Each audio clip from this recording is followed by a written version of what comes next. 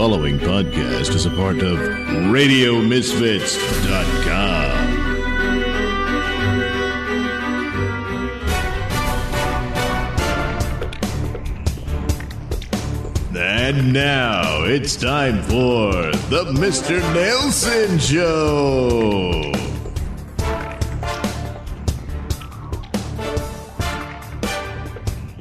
Well, I finally found time for another episode of Space 1999. Oh, that's great. That's good to hear. So, what happened in this particular episode? Well, the title was called AB Chrysalis. Chrysalis? You mean like butterflies or something? Yeah, like moths and butterflies, they form a cocoon, and then they were worms originally, and then they get in those cocoons, and then they come out as a beautiful butterfly. Yeah. Well, not so much in the case of the moth. Yeah, I mean, some people might find a few of them pretty. You know that one from the Silence of the Lamb with that skull on it? Oh, that's creepy looking. Yeah. Anyway, that's the premise here, somewhat. The moon's traveling along. Yeah, sure. Yeah, I know, but what are you going to do? And there's these eruptions hitting the base, Oh, my goodness. Yeah, they have a scene where they're like, oh, no, brace for impact. And so they do a bunch of maneuvers. They launch a bunch of people in the Eagles. What do they do that for? I guess they were keeping people safe, but I didn't see a whole lot of people other than the pilots in them. But they had the whole fleet out, and well, maybe just to keep the shuttle safe so they wouldn't be destroyed. That's true. That's probably what they were doing. You're probably right there. Yeah, I want to isolate that where you say I'm right. Yeah, okay. So anyway, so they do that. They get them all out there, and then the base gets hit by this blast, and in some instances, their crash positions was just to lay on the floor, and yet there was all this stuff that could fall off, and it did, and it just dumb luck. It didn't hit them. My goodness, that's stupid. Yeah, it kind of is. But oh well. Why didn't they go into an empty hall where there's less likely to be anything that would hurt them with the shaking and tremors and whatnot? I don't know, Lefty. They just didn't think of it. Oh my goodness. So anyway, so the eruptions are coming from this mysterious planet. There's always a mysterious planet. Well, yeah, they're traveling into these unknown areas to them, so every planet they come to will be somewhat mysterious because they've never been to it before. All right, okay, fine, be that way. What? Anyway, they decide, hey, we better investigate this thing. Oh, yeah. So they do, and they go there, and there's some civilization there. And because the eruptions seem to be happening at certain intervals, they deduce that there's some intelligence behind it. That's not necessarily a conclusion you should automatically make on that. Yeah, but it's a show, so they do. Oh, yeah. So anyway, they go in there, and there's all these talking balls. What? Yeah, well, look, it was somewhat limited. But a lot of the production quality of Space 1999 for its time looks really impressive. But as time went on, there wasn't a lot of money left, and so the sets start looking cheaper and cheaper. But for what it is, and it's an alien world, I always come back to this. You sure do.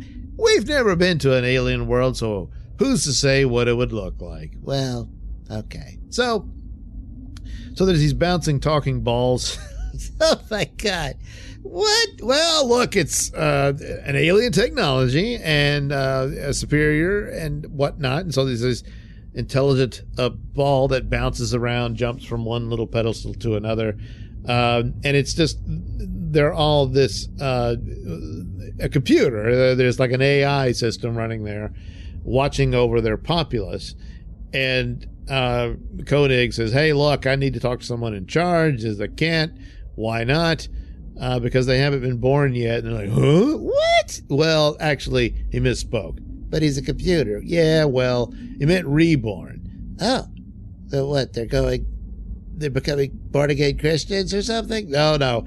They've developed a means of rejuvenation. So when they get too old and decrepit, they go into their cocoons. And when they come out, they're, beautiful and young again. Oh, beautiful, huh? Oh, yeah. Well, we get some glimpse of that later on in the show.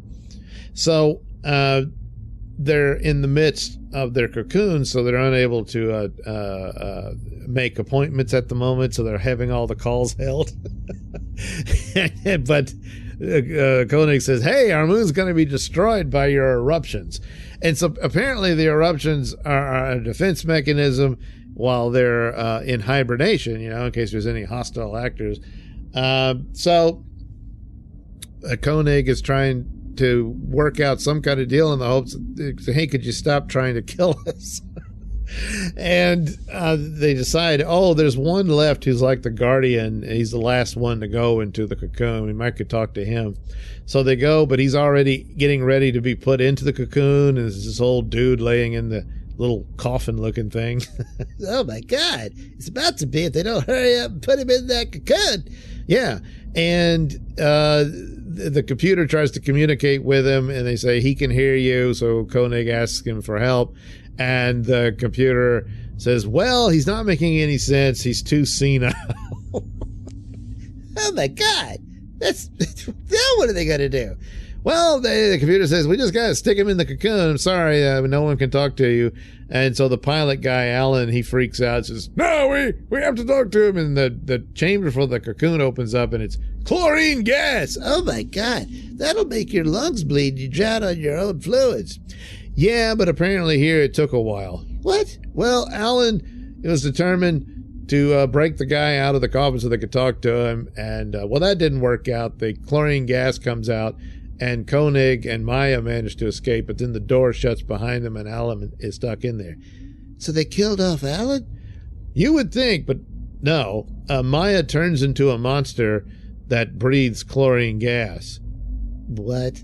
Well, she can do that. It takes her a while because she can't quite remember what it looked like, but then once she's dead, she turns into it. And she goes in there, gets Alan out, and apparently, he just suffered a few little burns here and there, but he was fine. I don't think it works that way. I mean, you get quite a few gulps of that, especially in a closed room like that. He's not gonna survive that. Well, he did. And, I don't know, I guess lungs in the future are far superior to the ones we have now. But they're from 1999. Oh, yeah. Well, they're from 1999 in an alternate timeline. Oh, please. Well, it's the only way it works. Yeah, I guess. So anyway, Koenig's like, damn, now what do we do? So then the computer tells him, hey, guess what? Two of our people have woken up, and they're rejuvenated and everything, and they're ready to talk to you. So he's like, what luck. So he goes in there, and they turn out to be two hot, smoking hot, naked girls. What? On television? Well, when I say smoking, there was a lot of that chlorine gas, green smoke floating around, so you really couldn't get a good look at them. But occasionally you did, and they're pretty hot. Oh, well, that's just exploitation. Sure is. So one of the girls already has the hots for Koenig. Oh, come on. Well, that's what she said. And the other one, she didn't care for him, wasn't her type or whatever. And he's asking them for help or whatever. And the one that has the hots for him says, hey, you and your crew can stay here. I'd be fine with that. And then me and you can be lovers. Oh, my God. Pretty forward. Yeah. Well, they're advanced or something. And the other girl says, nah, forget it. We're not helping you out. I don't think that's right. We need our defense system or whatever. And then they say, hey, look, another one's waking up. But he was either the rejuvenated form of the Guardian, or he was the brother of the Guardian, or something like that. So he already had an axe to grind because they almost killed him trying to rip him out of his little cocoon coffin or whatever. And so the guy comes up and says, hey, look, buddy, forget it. We're not going to help you, and you're obviously a primitive and violent species or some such. But then Koenig says, well, hope is better than logic, and something, friendship's better than, I don't know, whatever. He gives them a speech like that. Well, this wins them over. They decide to head back home, and they're telling us it's pointless. You're too far away from the base to make it back. And he says, well, I'm still going anyway, because, if I can't save my people, then I want to perish with them. Something along those lines. And they go back. And so the naked people decide to limit the intensity of the eruptions, and it just pushes the Eagle fast enough to get back to the moon, and did minor damage to them, so they escape. And there you go. So that's all they had to do, was just kind of limit it to get them home, and then they could go back to business as usual. Yeah, pretty much. Well, that's really stupid. They're supposed to be these superior beings, and yet they're just like, hey, not going to help you, buddy, because we don't like you and stuff. And stop looking at us naked. And I mean, that's just stupid. They're supposed to be more advanced and whatnot, yet a simple emotional speech just wins them over. Yeah, pretty much. That's what they did. Ah, well. So they made it back safe and everything. Yeah, and then Helena Russell said, hey, I heard you were looking at naked girls. And he was like, well, yep. And then that was it. Yeah. I mean, it's all right, I guess. I mean, there wasn't much to it, but, they had to make a show, and, well, they did. Yeah, they did. At least it was a show that had balls. Yeah. Yeah, it did.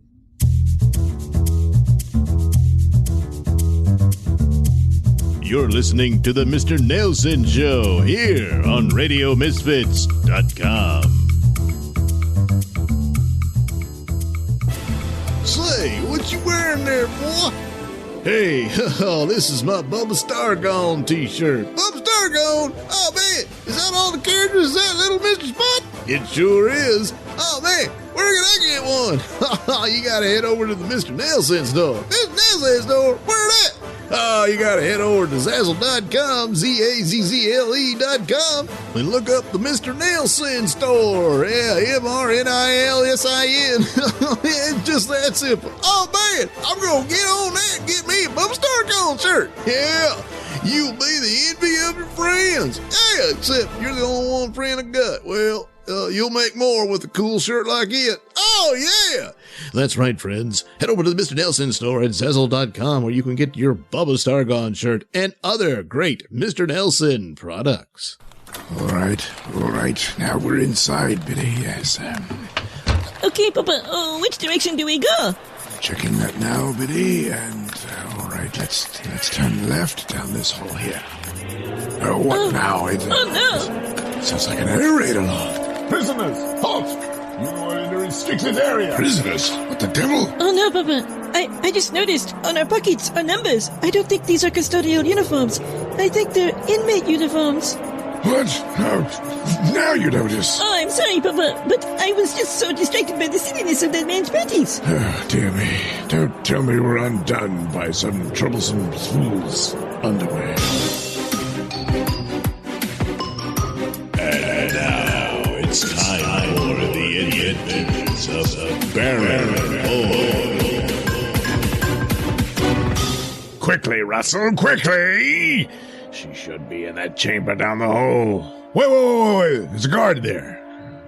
I'll soon take care of that. Well, man. Oh, jeez. Now, quickly. The key card goes in there. Should open the door. All right. Lola! Oh, man, she's so out of it. God, what did they do to her? What do you think? They probably tortured her. Well, yeah, I just wasn't going to say it out loud. What? Cliff? Yeah.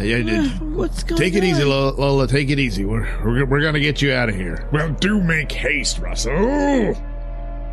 Yeah, well, how do you get her out of this contraption? No, get out of the way, damn it. Let's see here. Where's the control array? Here we go. All right. This sequence should... There. I should unlock her from the shackles there. Whoa. Take it easy, Lola. Here, just lean on me. There you go. Quickly! Damn it, Reckon! Poor girl's been through hell. Give us a minute. I don't think we have a minute to give, Russell.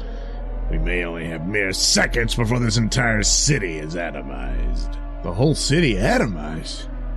You mean this is going to be a nuclear strike? Yes, the Imperial Trojan military is far superior to that of the Atlanteans. Their only real shot at blunting their invasion is to vaporize their capital city of Troy. I should know. I helped them develop the plan. So anyway, let's make haste. We don't have much longer to go. We got to get in position in order for the teleportation to kick in accurately and deliver us to the tower. All right. Where do you want us? Right here, in the most open of spaces here in the room. This should do rather nicely. All right. I'm making contact with the signal. Get ready for the jump. Lola! What? I found it! Now what? Oh, Did he? no! Can't reach him! No, it's Baron's brat. Where in blazes did she come from? Oh, no! Cliff, what is wrong with Lola? Well, Biddy, she's been through quite the ordeal, but we just need to get her the hell out of here. Betty, what's good? That's exactly what we're going to do. Right, So I've made contact. Stand by. Here we go. No, Ricky! What is I will it? not let What you the take hell? it. No, keep back, you little idiot. You'll ruin everything. No, don't. No! Oh, Betty! She's gone. All of them are gone. Pan van. Got to get back to the pan van. Prisoner, halt! What? Stand where you are and do not move! This is ridiculous. You're going to bother with this now? Can't you hear what's happening? What's about to? Now hear this. This is not a drill. We are under imminent atomic attack. Oh. Seek your nearest shelter. Oh. Now hear this. Now hear this. This is not a drill. You're on your own, prisoner! We are under Finally, imminent stupid atomic idiot wasting my attack. time. Seek Got to get to your the fan. nearest Got to shelter. before it's too late. Now Otherwise, hear this. I'll Now never hear find this. Betty. This is not a drill. Oh, drat. Oh, good. Exit. There we are. Oh, do get out of the way. No. There it is. Oh, the key. You have to get inside and before it's too late. Come on, girl. Hurry. Oh, no. Oh, God. No. Oh.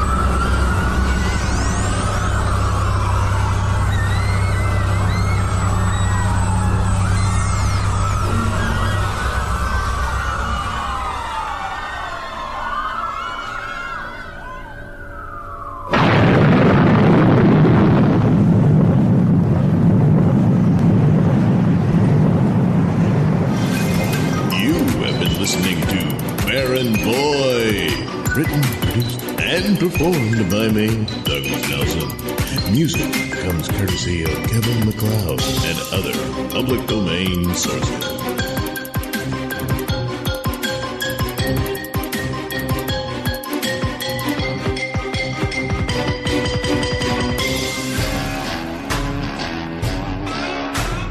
And now it's time for the Bayou Crime Report. A Louisiana family is a bit shaken up after they discovered an unidentified man had been peeping into their home. Hey, I'm Red Neckerton. Well, video taken from a neighbor's surveillance system shows an individual attempting to peek into windows during the early morning hours. If the timestamp on the video is accurate, the incident would have occurred just after 3 a.m. Well, that sounds about right. About the right time for someone to go creeping and peeping. Alan Israel says he has filed a police report and said that he has never seen anything like this in his usually quiet neighborhood. Israel and his family make their home on Linda Drive in West Lake, Louisiana, and the video of the voyeur was brought to his attention by his neighbor. In the video, you could see an individual walk up to one of the windows in the Israel home. He peers in and then moves further down to look into another window. Israel said he was particularly distressed because the intruder appeared to be looking into the windows of his children's bedrooms.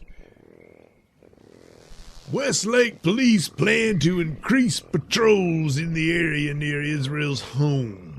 They also caution all homeowners to be vigilant against intruders by making sure that all doors and windows are locked. Well, you should be doing that all the time. You can't trust nothing out there.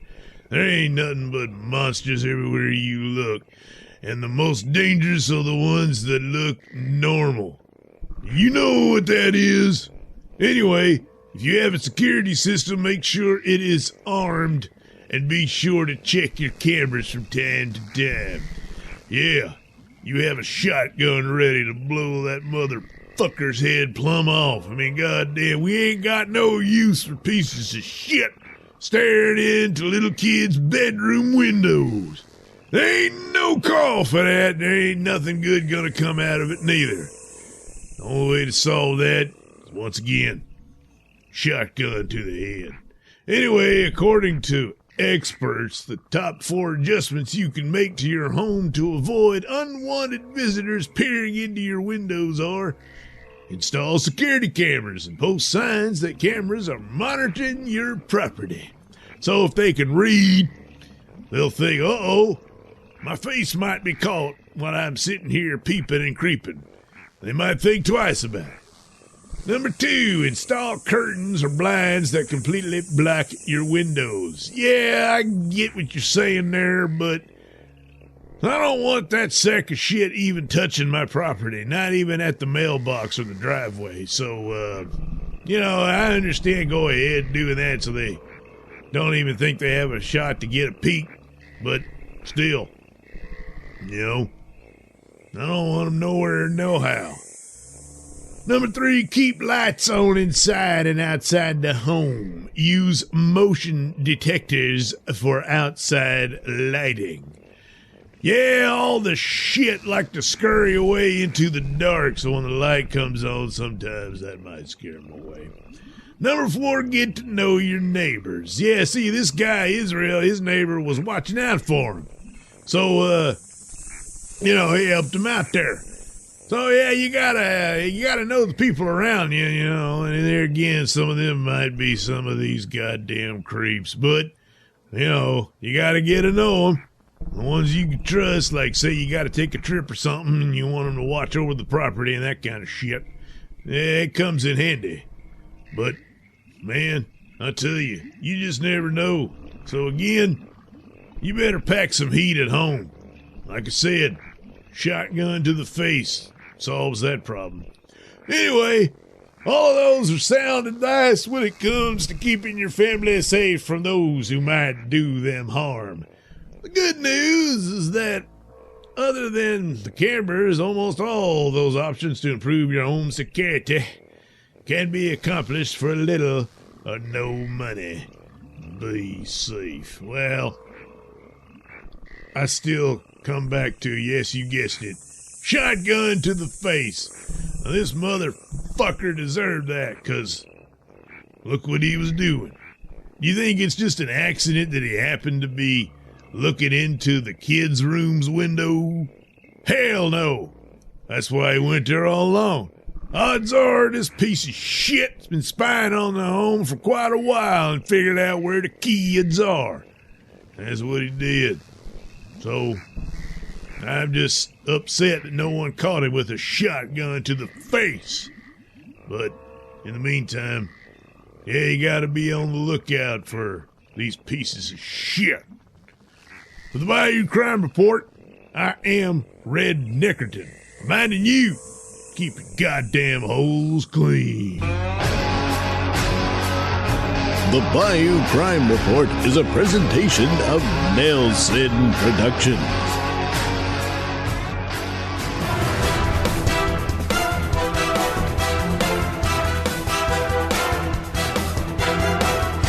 The views and opinions expressed during the Mr. Nailsin show do not necessarily reflect those held by RadioMisfits.com. So, any complaints and or comments should be sent to @Mr. Nailsin on Twitter, where they will be promptly ignored and or blocked.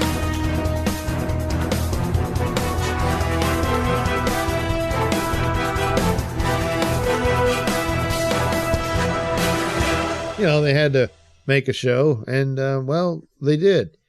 Yeah, they did. At least it was a show that had balls.